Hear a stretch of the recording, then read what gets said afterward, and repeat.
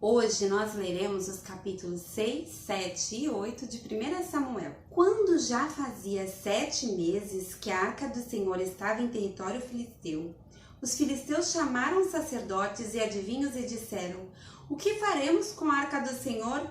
Digam-nos com o que devemos mandá-la de volta a seu lugar?" Eles responderam: "Se vocês devolverem a arca do Deus de Israel, não mandem de volta só a arca, mas enviem também uma oferta pela culpa. Então vocês serão curados e saberão por que a sua mão não tem se afastado de vocês." Os filisteus perguntaram: "Que oferta pela culpa devemos enviar-lhe?"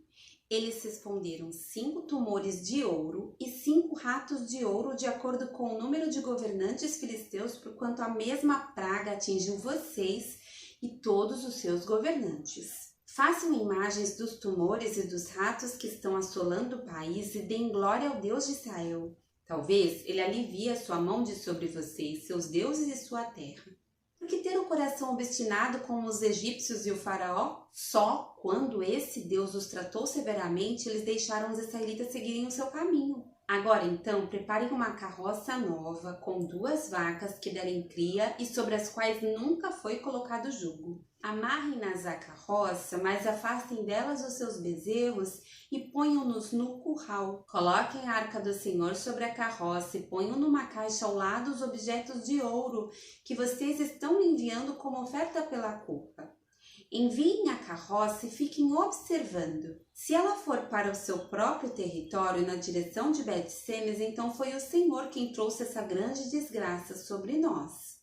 Mas se ela não for, então saberemos que não foi a sua mão que nos afligiu e que isso aconteceu conosco por acaso." E assim fizeram.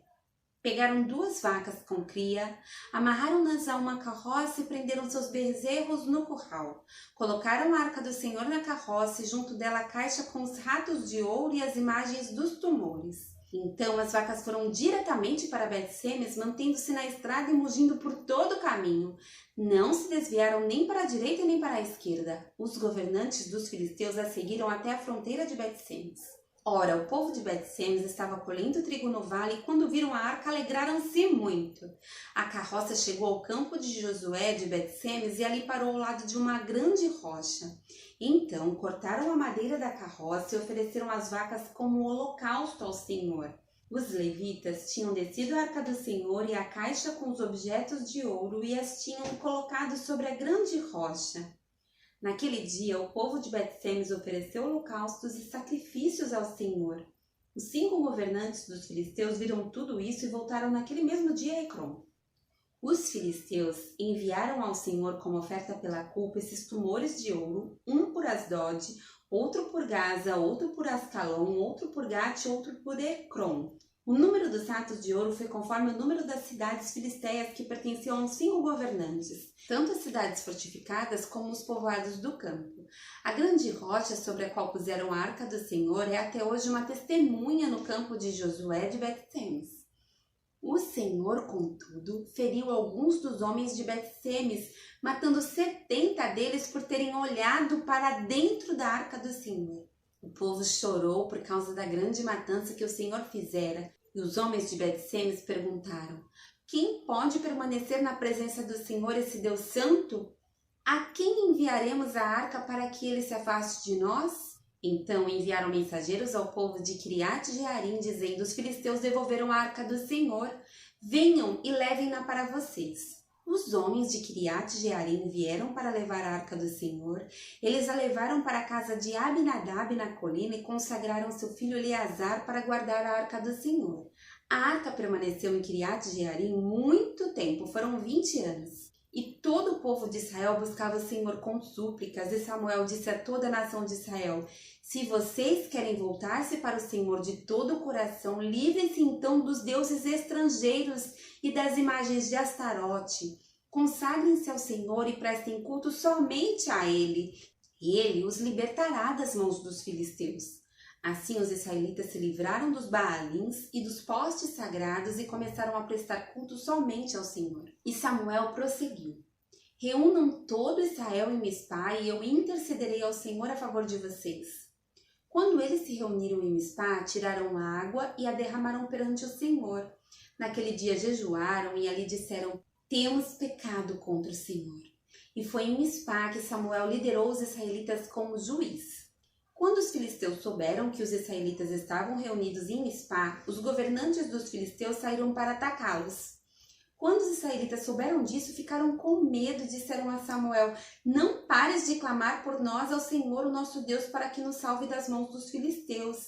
Então Samuel pegou um cordeiro ainda não desmamado e ofereceu inteiro como holocausto ao Senhor. Ele clamou ao Senhor em favor de Israel e o Senhor lhe respondeu. Enquanto Samuel oferecia o holocausto, os filisteus se aproximaram para combater Israel.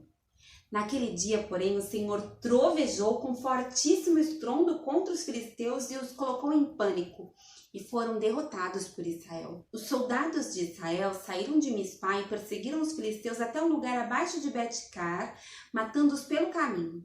Então Samuel pegou uma pedra e a ergueu entre Mispa e Sem, e deu-lhe o nome de Ebenezer, dizendo: até aqui o Senhor nos ajudou. Assim os filisteus foram dominados e não voltaram a invadir o território israelita. A mão do Senhor esteve contra os filisteus durante toda a vida de Samuel. As cidades que os filisteus haviam conquistado foram devolvidas a Israel, desde Ecrom até Gate. Israel libertou os territórios ao redor delas do poder dos filisteus, e houve também paz entre Israel e os amorreus. Samuel continuou como juiz de Israel durante todos os dias de sua vida. A cada ano percorria Betel, Gilgal e Mispa, decidindo as questões de Israel em todos esses lugares. Mas sempre retornava a Ramá, onde ficava sua casa. Ali liderava Israel como juiz e naquele lugar construiu um altar em honra ao Senhor. Quando envelheceu, Samuel nomeou seus filhos como líderes de Israel. Seu filho mais velho chamava-se Joel e o segundo Abias. Eles eram líderes em Berseba. Mas os filhos dele não andaram em seus caminhos. Eles se tornaram gananciosos, aceitavam suborno e pervertiam a justiça. Por isso, todas as autoridades de Israel reuniram-se e foram falar com Samuel em Ramá. E disseram-lhe: tu já és idoso, e teus filhos não andam em teus caminhos. Escolha agora um rei para que nos lidere à semelhança das outras nações. Quando, porém, disseram: dá-nos um rei para que nos lidere, isso desagradou a Samuel.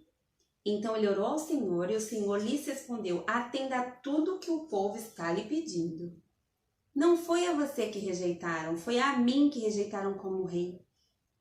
Assim como fizeram comigo desde o dia em que os tirei do Egito até hoje, abandonando-me e prestando culto a outros deuses, também estão fazendo com você. Agora atende-os, mas advirta-os solenemente e diga-lhes quais direitos reivindicará o rei que os governará. Samuel transmitiu todas as palavras do Senhor ao povo que estava lhe pedindo um rei, dizendo: o rei que reinará sobre vocês reivindicará como seu direito o seguinte: ele tomará os filhos de vocês para servi-lo em seus carros de guerra e em sua cavalaria, e para correr à frente dos seus carros de guerra.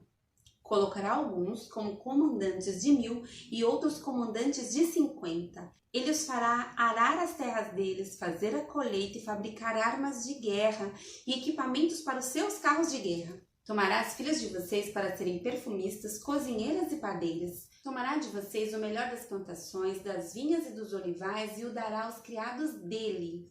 Tomará 1/10 dos cereais e da colheita das uvas e o dará a seus oficiais e a seus criados. Também tomará de vocês para seu uso particular os servos e as servas e o melhor do gado e dos jumentos. E tomará de vocês 1/10 dos rebanhos e vocês mesmos se tornarão escravos dele. Naquele dia vocês clamarão por causa do rei que vocês mesmos escolheram, e o Senhor não os ouvirá. Todavia o povo recusou-se a ouvir Samuel e disse: não, queremos ter um rei. Seremos como todas as outras nações, o rei nos governará e sairá à nossa frente para combater em nossas batalhas. Depois de ter ouvido tudo o que o povo disse, Samuel o repetiu perante o Senhor. E o Senhor respondeu: atenda-os, e deles um rei. Então Samuel disse aos homens de Israel: volte cada um para a sua cidade. Bom, pessoal, essa é a leitura de hoje. Não esqueçam de compartilhar os nossos vídeos e espalhar e divulgar a palavra do Senhor.